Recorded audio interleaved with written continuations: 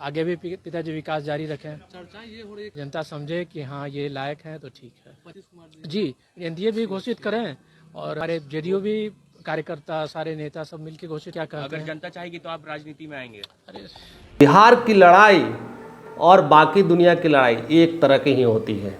दोनों की सियासत एक तरह की होती है। पूरे भारत में जिस तरह से लड़ाइयाँ चलती है और पूरे बिहार में लड़ाइयाँ चलती है, राजनीति का एक तरफा माहौल रहता है।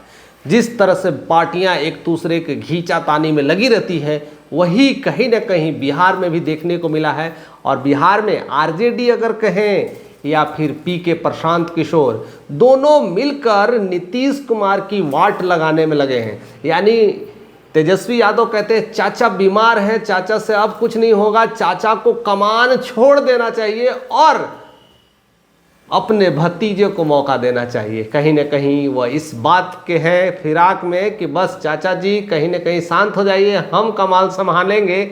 और दूसरी तरफ पीके की ललकार, पीके की दहाड़, वो भी कहते हैं कि नीतीश कुमार मेंटली वीक हो गए हैं, उनको समझ में नहीं आता है कब कैसे रिएक्ट करना है, कब कैसे बोलना है, कब कैसे क्या करना है, यानी गड़बड़ करते रहते हैं। अब उनको कहीं ना कहीं सीएम पद के रहने की ज़रूरत नहीं है और शायद उस तरह से वो प्रिपेयर नहीं है। नीतीश तो चुप्पी साधे हुए थे, वो तो कुछ बोल ही नहीं रहे थे, तो और लोगों ने उसे टेक ऑफ ले लिया। और कहते ना हैं कि जब आदमी चुप रहता तो उसको और सनसनी तरीके से बढ़ा करके और भी ज़्यादा भूचाल लाने की कोशिश किया जाता है, और यही किया जा रहा है नीतीश कुमार के साथ। और उसकी पकड़ अगर कोई बना रहा है तो निशांत बना रहे हैं। निशांत को एक मौका मिला है कि अब यही समय आ गया है कि चीज़ों को बदले और चीज़ों को ठीक करे, और वही हुआ। जिस तरह से नीतीश कुमार चुप रहे, लेकिन उनके लाडले निशांत कुमार अब पूरी तरह से आक्रामक रूप ले लिए हैं। यानी बिहार में कुछ भी हलचल हो रहा है तो निशांत कुमार वहां पर छाए रहे हैं।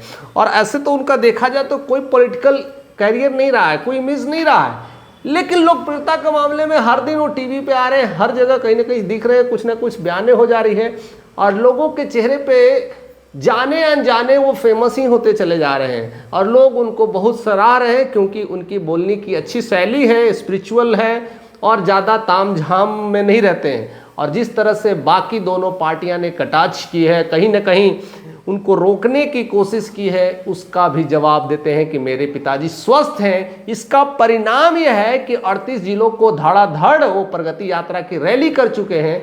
इसमें नो संदेश, कोई भी टिप्पा टिप्पणी करने की ज़रूरत नहीं कि वो बीमार है, मेंटली इल है, वह स्ट्रांग है। इसीलिए 36 38 इतनी यात्रा कर रहे हैं, अभी 38 जिलों की यात्रा की है तो क्या उन्हें कमी नजर आया?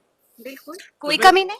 कि कितने स्ट्रांग हैं। और हाल ही में देखिए, अभी प्रधानमंत्री आए थे भागलपुर, वहाँ पर भी उन्होंने अपना शिरकत दिखाया, पहचान बनाया, और उसके बाद कहते हैं कि हम दरबार लगाएंगे।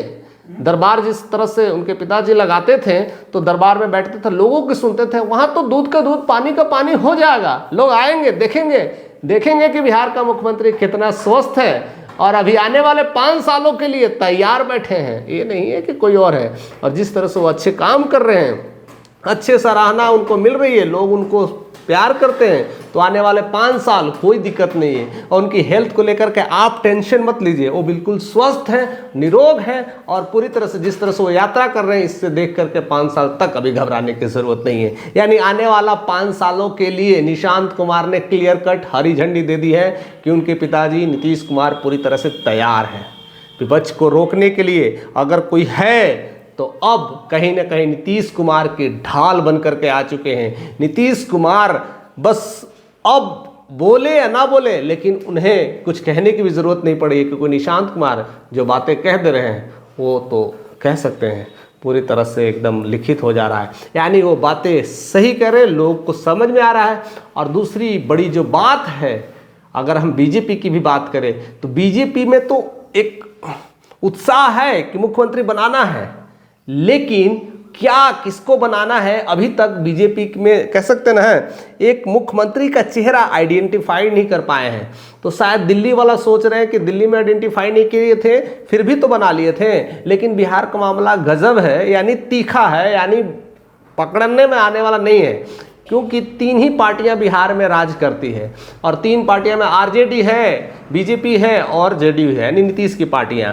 और दोनों पार्टी को पूरी तरह से मतलब है, यानी कह सकते वो जानते भी हैं कि नीतीश कुमार के बिना हम सरकार नहीं बना सकते हैं। जब इतना पता है तो फिर तो पक्का है ना भाई, नीतीश कुमार ही अगले मुख्यमंत्री ही होंगे।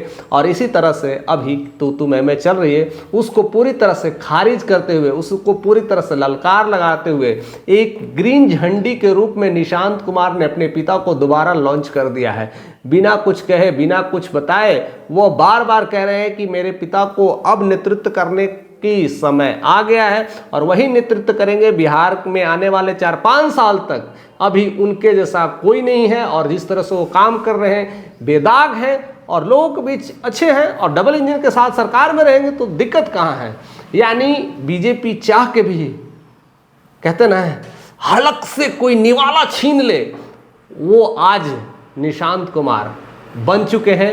यानी बीजेपी के हलक से निवाला निकाल ले रहे हैं, यानी खाना तो दे रहे हैं, बस कंठ तक जा रहा है, वहाँ से खींच के निशांत कुमार को निकाल लिए हैं। और आने वाला समय में फिर से मुख्यमंत्री के लिए उन्होंने अपने पिता नीतीश कुमार की ग्रीन झंडी दे दी है। फिलहाल आप क्या सोचते हैं उनके बारे में? ऐसा कुछ हो सकता है या कुछ और बदल सकता है, या उनको मौका मिले राजनीति में खड़ा होने के लिए, और खड़ा होंगे तो क्या लगता है वो जीत पाएंगे? मुझे तो लग रहा है कि जिस तरह से उनकी पहचान बढ़ रही है, जिस तरह से उनकी मर्यादा है, जिस तरह से लोग उन्हें चाहते हैं, तो जिस जगह से खड़ा होंगे तो खुद से तो ना जीते लेकिन पिता की लेगेसी है उस वजह से वो ज़रूर जीत पाएंगे। फिलहाल आप क्या सोचते हैं अपना कमेंट जारी रखिए, और जो भी आप अपने हिसाब से सोचते हैं अपनी बातों को ज़रूर हमारे साथ शेयर करिए और चैनल पे बने रहिए। अगर नए हैं तो सब्सक्राइब जरूर करिए।